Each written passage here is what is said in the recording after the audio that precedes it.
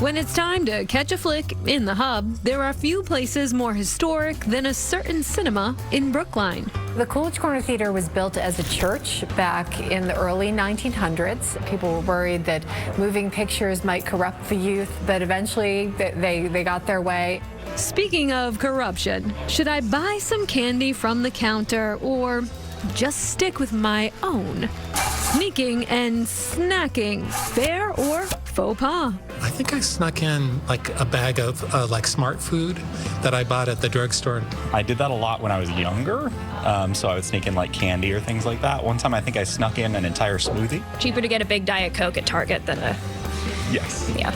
Makes sense. But as we learn, theaters really depend on those dollars. When you buy a movie ticket, what people don't realize is usually about half of that ticket, often more actually, is going to the film distribution companies. Cinemas have really come to rely on concessions to break even or turn a profit. Just this decade, AMC, the largest movie theater chain in the world, has closed over 200 locations.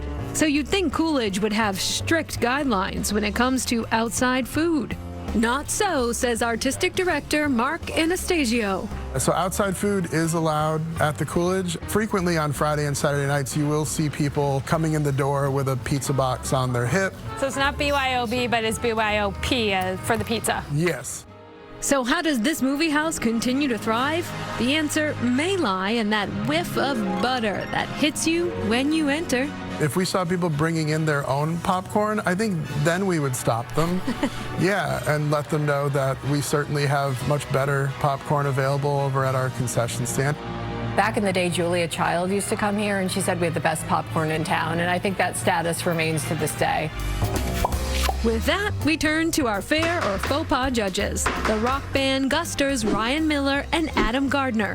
Where do we stand on sneaking and snacking? If we're talking about like an indie movie theater, no, because that's how they make their money. But I think all theaters are struggling right now anyway, so I'm gonna go with no. You can't, not now. Final ruling, faux pas. So if you're visiting the Coolidge Corner Theater, pick up a bucket of their delicious popcorn. And as one famous chef might say, bon appetit. New England weather is a tad unpredictable.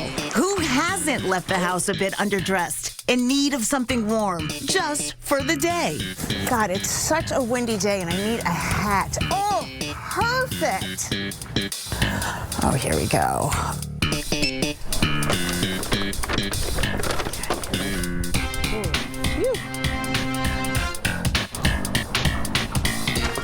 Hi, good, it's me again. I'm hoping to return this hat. Tag tucking, fair or faux pas? Have you ever bought something or worn it and then returned it? No, absolutely not. I want to say I refuse to answer because I do know people that do that. Yeah, that would be nasty because it would be worn. You would be buying something new and it would be secondhand. Sure. Meet Concord Outfitters owner Andy Bunzani. What are the rules on buying and returning?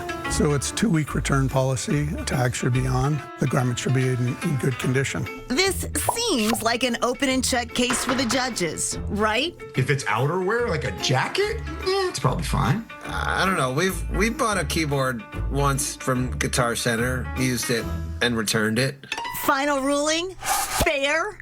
Really? It depends on the person. As it turns out, Andy agrees. It has happened in the 27 years once. It was a young guy. He was going to see his dad. He needed something nicer to wear. He came in and bought a pair of khaki pants and a nice plaid shirt. They went to dinner and came back the next day and said it just didn't fit and that he needed to return it.